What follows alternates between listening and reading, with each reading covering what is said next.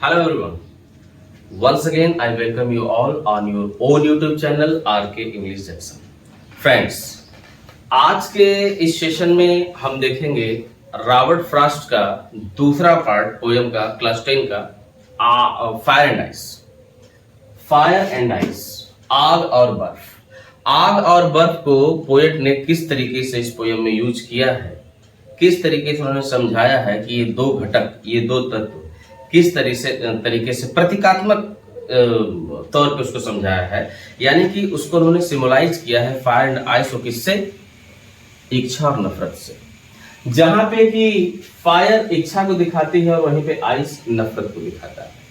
Fire यानी इच्छा, इच्छा का मतलब ये होता है जब मनुष्य की इच्छाएं अनंत सीमा को पार करने लगेंगी, जब मनुष्य की इच्छाएं जो है उसकी सीमित दायरे से बाहर निकलने लगेंगी, तब भी दुनिया विनाशकारी स्थिति में पहुंच सकती है। और दूसरी बात उन्होंने बताया है आइस, जिस तरीके से अगर आइस बिल्कुल बर्फ पड़ती रहे तो दुनिया का जो अस्तित्व खत्म हो जाएगा, पूरा सरफेस ढक जाएगा, सब कुछ मिट जाएगा। उसी तरीके से अगर इंसान के दिल में नफरत सिर्फ नफरत भर जाएगी तो एक दिन दुनिया का विनाश का कारण भी बन सकती है। इसलिए फायर और आइस दोनों ही तत्व, दोनों ही घटक मनुष्य के जीवन के लिए, उनके विनाश के लिए उत्तरदायी हो सकते हैं।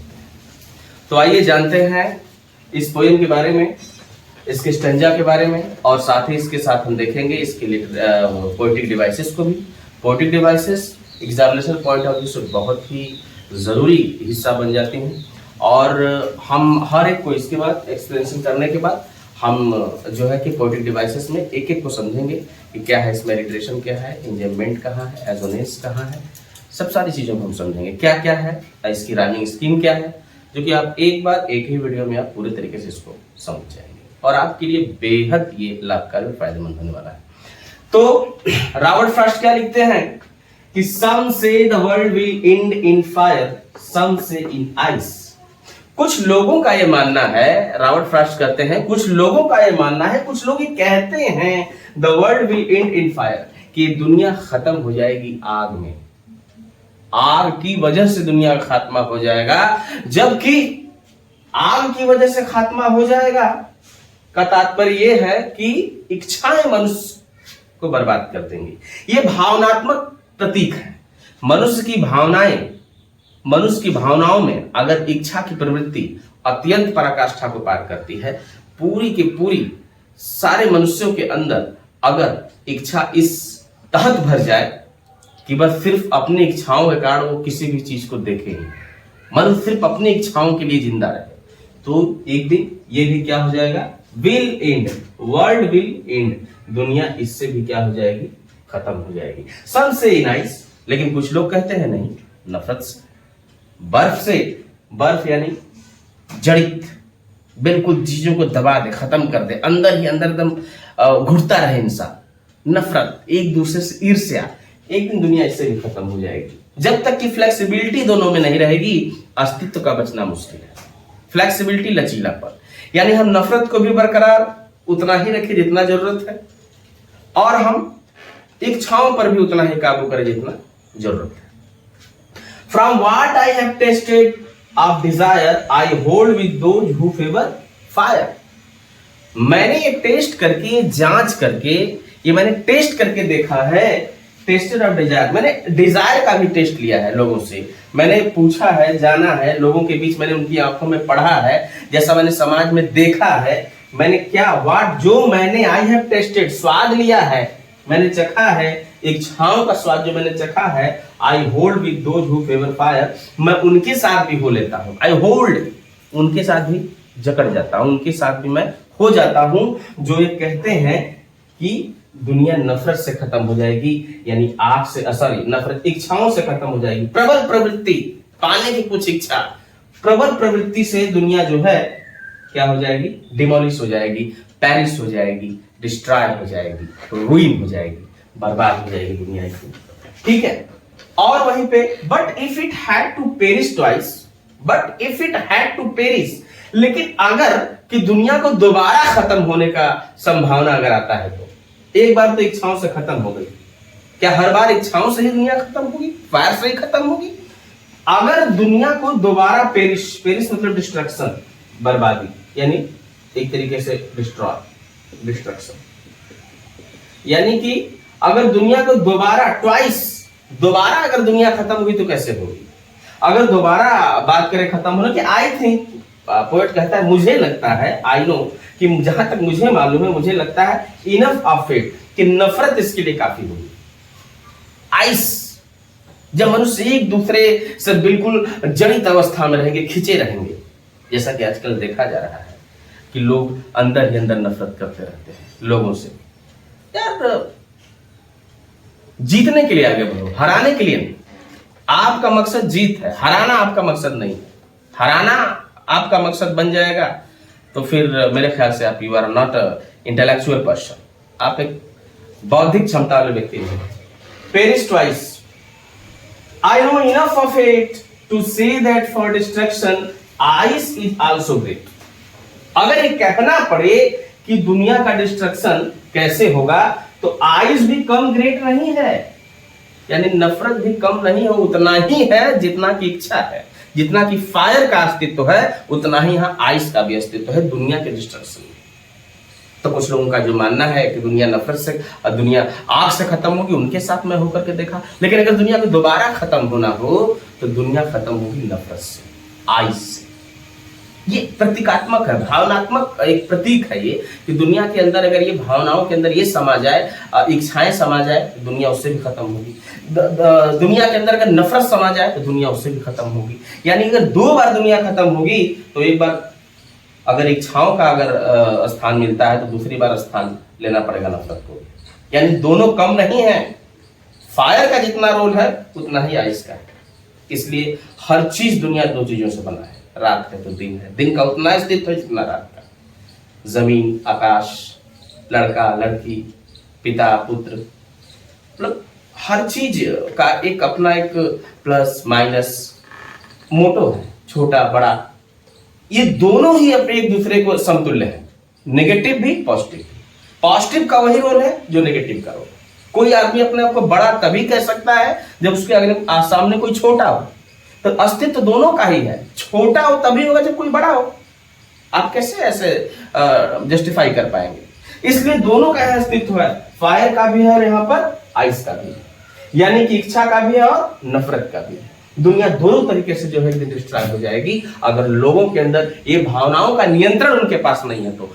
If the people have not limitations, control of their passion, control of their just the feeling like a desire, feeling like a hatred.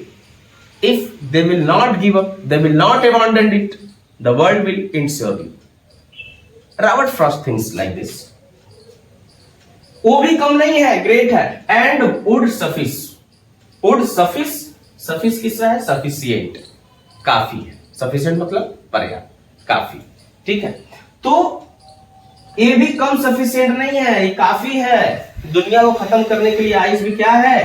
काफी है। जिस तरीके से इच्छा दुनिया खत्म कर सकती है उसी तरीके से नफरत भी दुनिया को खत्म कर सकती है। तो रॉबर्ट फ्रॉस्ट ने कितने बेहतरीन ढंग से, कितने कलात्मक ढंग से इसको रेखांकित किया है अपनी लाइनों में कि दुनिया कैसे खत्म हो जाएगी। तो आपने देखा कि किस तरीके से दुनिया का खात्मा हो सकता है, प्रतीक के तौर पे, भावनाओं के तौर पे, मनुष्य के अपने जहन के तौर पे, मनुष्य के अपने फीलिंग के तौर पे, कि जीवन का बनना या बिगड़ना मनुष्य की भावनाओं पर डिपेंड करता है। उसी तरीके से यहाँ पे फायर और आइस को प्रतीक के तौर पे रखा गया है। फायर जो है इच्छा के लिए है, आइस नफरत के लिए। इसके बाद हम देखेंगे इसका पोएटिक डिवाइस। अब हम देखेंगे इस पोयम के फायर एंड आइस के पोएटिक डिवाइसेस को, जो बहुत महत्वपूर्ण है आपके एग्जामिनेशन पॉइंट ऑफ व्यू से। अब तो बात एक्सेलरेशन की हो गई, हिंदी में आप समझो इसको, ये कविता का मुख्य जो सारांश भाव है क्या है। लेकिन आप देखेंगे अब इसे ग्रामेटिकल यानी कि डिवाइसेस को देखेंगे, फिगर ऑफ स्पीच को देखेंगे, यानी इसमें कौन कौन सा लिटरेरी पोएटिक डिवाइस यूज किया गया है। सबसे पहले देखेंगे राइमिंग स्कीम को। राइमिंग स्कीम मैंने बताया है तुकबंदी होती है। तुकबंदी का मतलब ये होता है कि जब कोई भी लास्ट का जो वर्ड है उसके सेकेंड लाइन वाले लास्ट वर्ड से मैच करे, साउंड मैच करे। से मैं आता है, वह जाता है, मैंने किया, उसने दिया, इस तरीके से। तो अब इसमें राइमिंग वर्ड क्या है, राइमिंग स्कीम क्या है? इसकी राइमिंग स्कीम है, पहले वाले में है A B A. A B ए कैसे है कि मैंने पहले पूरा तो मैं लिख नहीं पाया एक्चुअली, तो बार बार लिखना संभव नहीं है। तो इस लाइन का, पहली लाइन का जो आखिरी वर्ड है फायर है, और दूसरी लाइन का क्या है, आइस है, जबकि तीसरी का डिजायर है। फायर और डिजायर ये दोनों जब मिल रहे हैं तो ए और ये जो बच गया वो बी, तो ए बी ए। ठीक। अब दूसरे में क्या आता है, फायर ट्वाइस हेट। अब आप देख रहे हैं फायर बिल्कुल अलग है, ट्वाइस बिल्कुल अलग है, हेट बिल्कुल अलग है, तो हम इन तीनों को मान लेंगे ए बी सी, ये तीनों अलग है, ए बी सी। ठीक। उसी तरीके से तीसरे में क्या हम देखेंगे, आइस को हम जो है छांट लेते हैं लाइंस को, कितनी लाइंस है उसी के हिसाब से हम लेंगे उसको। ठीक है। अब हम क्या देखेंगे, आइस ग्रेट सफिस। यहाँ पे क्या है, आइस ये ग्रेट अलग है, क्योंकि सफिस इससे तुकबंदी में मैच कर रहा है। Ice suffice, ice suffice match कर रहा है, इसलिए यहाँ पे क्या होगा, इसको मान लें बी क्यों माने हैं, बी सी बी, सी अलग हो गया, सी क्यों माने हैं, बी क्यों माने हैं। ठीक है। तो अब हम ये देखेंगे कि इस तरीके से जो अलग हो जा रहा है उसको अलग, आइस चूंकि यहाँ पर हमने ले रखा है, आइस बी को ले रखा है पहले से ही, आइस बी, तो हम मान लेंगे B C B. Ice suffice, दोनों तुकबंदी मैच कर रही है आइस और सफिस की, जबकि इसकी नहीं कर रही है, तो इसके बाद का लेटर लेंगे, बाद का लेटर लेते हैं इसमें, बी सी बी, ये हो गया आपका राइमिंग स्कीम। तो आप समझ रहे होंगे। एजोनेंस क्या है, एजोनेंस का यूज हुआ है, एजोनेंस क्या होता है, repetition of vowel sound in same line. Same line में जब वॉवेल साउंड का रिपीटिशन होता है, वॉवेल साउंड का जब रिपीटिशन होगा, और वो भी एक जोर दे करके होगा, जोर दे करके, जिसमें एक लॉन्ग रिदम बने, लॉन्ग रिदम से दोस हुज गूज ऐसा बनता है, तब लेते हैं। इस तरीके से यहाँ पर क्या है, होल्ड विद दोज, आप पढ़े कैसे, होल्ड नहीं पढ़े, होल्ड विद दोज, आप इसमें खिंचाव है, इसलिए यहाँ पर रिपीटिशन है ओ का। ठीक है, इसलिए क्या हो जाएगा, एजोनेंस हो जाएगा। यहाँ पे फिर हु, फेवर, ओ बीच में है, हु। ठीक है, हु आप देख पा रहे हैं यहाँ पे ओ रिपीटिशन है ओ का, इसलिए हम यहाँ कहेंगे यहाँ तक एजोनेंस। सेम लाइन में होना चाहिए, एक ही लाइन में मिलना चाहिए, और भी वॉवेल साउंड अगर सेम लाइन में ए ई आई ओ यू जो भी आपको मिलता है सेम लाइन में मिलना चाहिए, कम से कम मोर देन टू, और खिंचाव के साथ भी पढ़ना होता है। हालांकि दूसरी प्रक्रिया होगी, लेकिन ओ अगर मिल रहा है, ई मिल रहा है, ए मिल रहा है, तो आप कहेंगे वहां पर एजोनेंस है। ठीक है। थर्ड में आते हैं एलिट्रेशन, इसमें एलिट्रेशन भी है। एलिट्रेशन क्या होता है, repetition of the consonant sound. इसमें कंसोनेंट साउंड का रिपीटेशन होता है, कंसोनेंट जैसा कि व्यंजन, यानी ए ई आई ओ यू को छोड़ करके अगर किसी भी लेटर का मोर देन टू और मोर देन टू, दो बार हो या दो से अधिक बार हो, तो हम बोलेंगे वहां पे एलिट्रेशन है। ठीक है ना, एलिट्रेशन है। अनुप्रास अलंकार हिंदी में। अब क्लोजली प्लेस्ड वर्ड्स, ये नजदीक वाले वर्ड्स होंगे, जैसे आपका है फेवर फायर, वर्ल्ड वाइड, आप देख रहे हैं फेवर फायर में एफ, वर्ल्ड विल में डब्ल्यू, ये भी W, world will, F W. अगर आपको दो भी मिल गए तो वहां लिखेंगे आप एलिट्रेशन, ये वर्ड है, एलिट्रेशन ये वर्ड है, एलिट्रेशन ये वर्ड आपको लिखेंगे। ठीक है। इसके बाद फिर हम देखते हैं और क्या क्या डिवाइसेस यूज किए जाए। अब देखेंगे इसके कुछ बचे हुए और भी डिवाइसेस में पहला, फिर उसके बाद फोर्थ वाला आता है इमेजरी। अच्छा, इमेजरी क्या होता है, इमेजरी डिवाइस किसको बोलेंगे। इमेजरी डिवाइस पोएम में क्या होता है कि जब मनुष्य के 5 जो सेंस ऑर्गन्स हैं, जैसे हमारा सेंस ऑर्गन 5 है, जैसे कोई चीज टेस्ट करना, बोलना, सुनना, देखना और सुनना। ठीक है, स्मेल, सूंघना, तो ये 5 सेंस जब रिफ्लेक्स होते हैं पोएम में, जब ये रिफ्लेक्स हो, ये 5 सेंस वाली बात, जैसे कि सम से, कुछ लोग कहते हैं कुछ लोग कहते हैं the world will in fire, दुनिया आग से खत्म हो जाएगी, इच्छा से खत्म हो जाएगी। तो से वर्ड क्या है, हमारे ऑर्गन्स में से एक हिस्सा है। ठीक है, जैसे सूंघना आ जाए, या फिर जैसे आ जाए टेस्ट लेना, सम टेस्टेड, आई हैव टेस्टेड, जैसे टेस्टेड वर्ड है। टेस्टेड वर्ड क्या है, मैंने स्वाद चखा है, मैंने ये लिया है, इसमें क्या है, इमेजरी। ठीक है ना। तो आप टेस्टेड वर्ड हो गया या इसमें से कहने का वर्ड हो गया। इस भाव में अगर कोई भी कविता का कोई एक वर्ड ऐसा बात दर्शाता है जो आपको 5 सेंस की तरफ इशारा करता हो तो कहेंगे वो इमेजरी है। ये इमेजरी का मतलब होता है कल्पना शक्ति। ये कल्पना कुछ लोग कहते हैं, मैंने ऐसा टेस्ट किया है, आप एक कल्पना होगा ऐसा ही, आप परफेक्ट नहीं बता पाएंगे यही है, मैंने ऐसा करके देखा है, महसूस किया है, ऐसा मैंने कल्पना किया है, मुझे लगता है। एनाफोरा 5 आता, ये 5 सेंस का काम है। फिफ्थ वाला क्या है? एनाफोरा। एनाफोरा क्या होता है कि अगर same word, same line 1 2 word 3 word, ठीक उसे कंजुगेटिव क्रमागत लाइन में, नीचे वाली लाइन में ठीक वही बात लिखी जाए, वही लाइन से यूज किया जाए, उस लाइन को, उस स्टेंजा पहली लाइन में जो यूज किया गया ठीक उसी से दूसरा वाला भी स्टार्ट हो, उसको बोलते हैं एनाफोरा।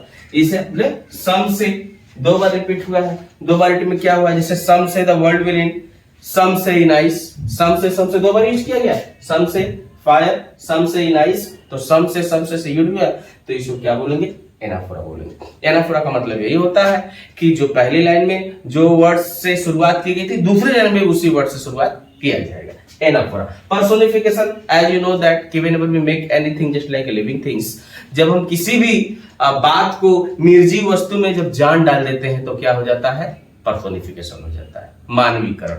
यानी मानवीकरण, पर्सोनिफिकेशन मतलब क्या होता है कि किसी मृत, किसी काल्पनिक, किसी ऑब्जेक्ट में हम जान जैसा बात, जैसे मौत चुपके से आ गई, जान डाल दे रहे हैं। जैसे लव इज ब्लाइंड, प्यार अंधा होता है, कौन है प्यार पता नहीं लेकिन अंधा है, ठीक है। उसके बाद जैसे experience is the best teacher, experience सबसे अच्छा टीचर है। एक्सपीरियंस से कभी पढ़े हो? एक्सपीरियंस नाम कोई व्यक्ति है?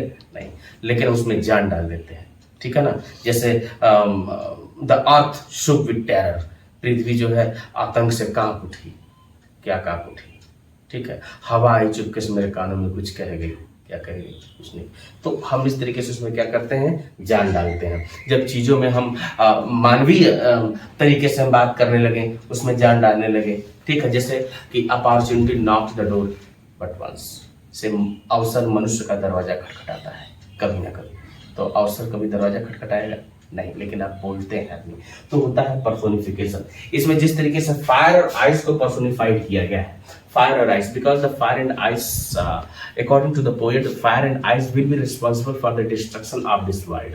कि ये दोनों के पास ऐसा सेंस है, ऐसी फीलिंग है, ऐसा पावर है कि दुनिया को इसे तहस नहस कर सकते हैं। जबकि इच्छाएं और बर्फ एक तरीके से ऑब्जेक्ट है, एक तरीके से जो है आपका एब्स्ट्रैक्ट नाउन है, ये फीलिंग है, एक नाम है, केवल दे दिया गया है। लेकिन हम इसमें क्या कर रहे हैं? इसको यूज कर रहे हैं एज ए ह्यूमन बीइंग, कि फायर से दुनिया खत्म हो जाएगी, आइस से दुनिया खत्म हो जाएगी। दूसरे शब्दों में कह लें तो इच्छा बर्बाद कर देगी दुनिया को और नफरत भी तबाह कर देगी दुनिया को। यानी दोनों में हम जैसे बात करें, जैसे ये कोई मानवीय प्रेरणा से उत्सर्जित। अभी समझ में आई बात? फायर एंड आइस को क्या किया गया है? पर्सोनिफाइड किया गया है, एक जान डालने, एक मनुष्य की भांति बात किया गया है। इंजॉयमेंट क्या होता है? इंजॉयमेंट वो होता है कि जैसे from what I have tested of desire I hold with those who favour fire. मतलब यह है कि जब लाइन, कोई पहली लाइन में बिना फुल स्टॉप दिए हुए दूसरी लाइन में भी ठीक उसी बात को लिए हुए चले, दूसरी लाइन भी पहली ही बात को थामे रहे, पहली ही लाइन के मतलब को पकड़ा हुआ चले, फिर तीसरी लाइन में अगर वो मतलब को पकड़ा हुआ चल रहा है, वो अभी खत्म नहीं हुआ है वो, यानी मैं बोलता जा रहा हूं कि तुमने जो मुझसे कहा था, मुझे मालूम है कि तुमने क्या कहा था, अगर तुम कहते तो मैं वहां रुक गया होता। ये एक लाइन है, भले 3 लाइन में लिखे हो, लेकिन एक ही बात को पकड़ के चल रहा है। जैसे तुमने मोबाइल छुआ होगा तो समझ लेना कि बहुत बुरा हो जाएगा, तो तुमने मोबाइल छुआ होगा, समझ लेना कि बहुत बुरा हो जाएगा, भले नीचे लिखो, लेकिन बात मोबाइल बुरा होने और तुम्हारे बीच संदर्भित है। समझ रहे मेरी बात? तो इस तरीके से जो है from what I have tested of desire, जो मैंने स्वाद चखा है इच्छाओं का, I hold with those who favour fire, कि ये स्वाद किससे है? फेवर फायर, यानी उन लोगों से है जिन लोगों ने इच्छाओं के प्रति अपने साथ को व्यक्त किया है, फेवर किया है, पक्ष को व्यक्त किया है। तो मैं from what I have tested of desire I hold with those who favour fire. तो इस तरीके से ये जो मतलब है दोनों लाइनों का, ये दोनों लाइन का मतलब एक में ही समेटे हुए हैं। आप इसको ब्रेक नहीं कर पाओगे, ना कॉमा से और ना ही फुल स्टॉप से। You can't break it because of the meaning, this both lines have the same meaning because they are related to each other. You cannot break it with the commas or the full stop. You cannot break it because of that ki same feeling, same meaning are just is being carried out in both lines. Okay, so I hope students ki you all have understood all the things whatever I have just taught you today in Fire and Ice, written by Robert Frost, composed by Robert Frost, and Robert Frost has just illustrated this poem very wisely and concerning to the world destruction. World destruction means what? How the world will end one day. Some people say with the fire means desire. Some people say in ice means hatred. तो मुझे उम्मीद है कि आप लोगों को समझ में आया होगा पोएम, और इसके साथ ही साथ आपने पोएटिक डिवाइसेस को भी देखा, एंड ये आपके लिए बहुत फायदेमंद होने वाला है।